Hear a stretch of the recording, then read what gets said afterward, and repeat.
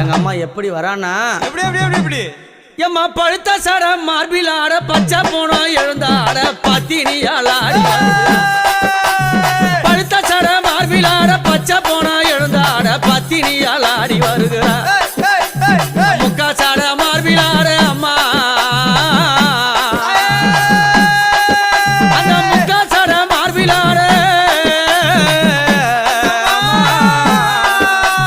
முக்கா சட மார்பில் ஆட முண்டமெல்லாம் எழுந்தாட உத்தமியால் ஆடி வருகிறா யானையனூரா உத்தமியால் ஆடி வருகிறா